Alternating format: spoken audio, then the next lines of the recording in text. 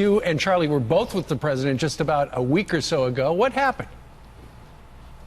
Well, look, this president's going to be the most successful president of our lifetime, and I have to give this White House credit and give this president credit to take time out of their unbelievably important and busy schedule to meet with us, the grassroots. We're fighting on college campuses every single day. We're fighting for the next generation. And to know that we have the backing of the most successful president of our generation means the world. Because, look, we are in a culture war right now. We're fighting for free speech, for free markets, and for American exceptionalism. And to have the president take time out of his schedule to meet with us, to just exchange some ideas really means the world. And look, this is a battle that we're going to win. And beyond that, we spoke about the black community and black issues and the things that I think that we can be doing to help. You know, rather than kneeling at the national anthem and insulting our veterans, our troops, and their families, I had a conversation with our president about what we could actually accomplish to make things better in America for black people beyond what he's already doing.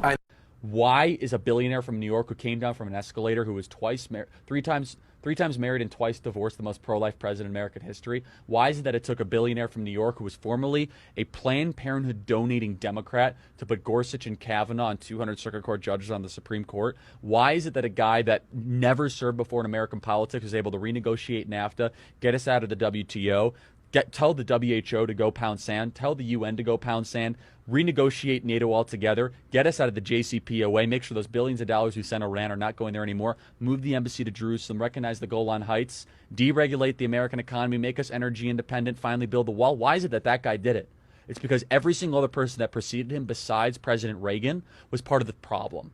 They are part of the very same community of people that were Ivy League educated, said one thing and did another, were part of the ruling class that protected the agency, protected the Bureau, protected the DOJ. And as long as you said the right things and kept the deficits going, raised the taxes, deteriorated the industrial base, boosted Wall Street profits, kept the borders wide open so that we could have foreign nationals domiciling in our country that do not share our values, eventually get benefits, their kids can vote against our own values, then things will be just fine. Why is it that this guy is different? It's because unlike any other president, he could have been in the ruling class. He said no thanks. He had enough money to be in the ruling class. He's got more money than James Comey, Andrew McCabe, Peter Strzok, Smirk, his lover Lisa Page, and the person who probably published his book combined and multiplied times 100. He's the only president in modern history to have his own plane and actually go to probably a smaller plane when he becomes president of the United States. He's one of the only presidents that was a best-selling author, #1 TV show on The Apprentice, NBC, literally was in every single rap song, was glamorized. President Barack Obama said the American dream is to be what? Is to be Donald Trump. That's what he said the American dream was. Why is it that this guy's all of a sudden the populist hero? He's supposed to be part of the ruling class. It's because he's a defector from it. It's because he was in the dinners, he was in the cocktail parties, he heard the language, he heard the contempt that the ruling class, the Wall Street financiers, the Washington, D.C. lobbyists, and the Silicon Valley elites that he had to be around. He knew the contempt that they had for the plumber, electrician, the carpenter, the bricklayer, and the person building the very same building that he was financing.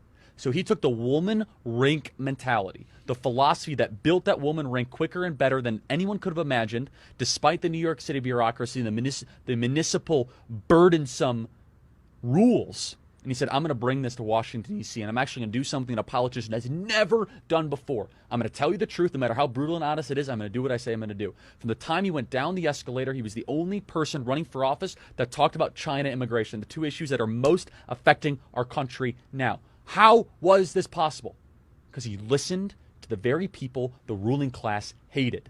He would walk a job site and he would ask them, what's on your mind? He says, man, I'm really worried that we're getting taken over by China. I'm really worried that we're getting too many people in this country. I'm worried I can't pay for health care. He internalized it. That's what a populist is. It's someone who listens to the people. So what makes President Trump different? This is a president who didn't need his job. He's the only president in American history who's going to be poorer after becoming president than before. He's not going to sign a book deal big enough to possibly make up for the gains. His son, investigated by every single authority imaginable, from Bob Mueller to the House Intelligence Committee to Adam Schiff to the Federal Bureau of Investigation, after being set up for that very same meeting.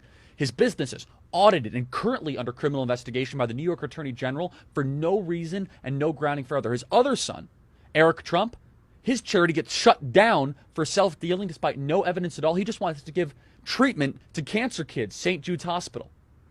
His 11-year-old son, under constant and daily attacks for just existing as a teenager or early, a 12 or 13-year-old in this society. How dare he live? He's the only person that would be more damaged materially, philosophically and morally. Every other president ends up better on the back end. They end up being able to write their stoic journal and drama and being better respected.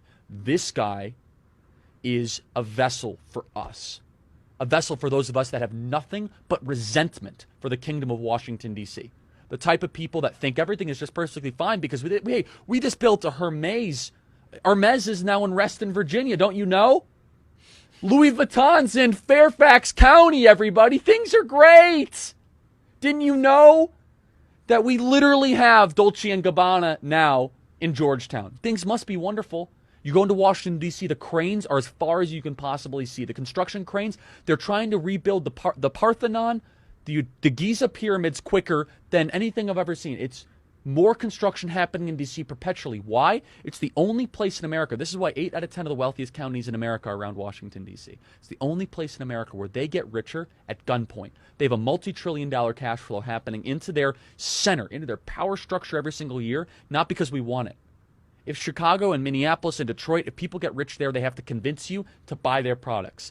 Maybe it's manufacturing, maybe it's automobiles, maybe it's Best Buy, which is, of course, a Minneapolis company. But Washington, D.C. is different. They do it at gunpoint. This is why Trump is different, and that's why I wrote the book. Market, ladies and gentlemen, you will not hear a better argument for the President of the United States than that 2.5 minutes right there. Cut it, mark it, drop it in.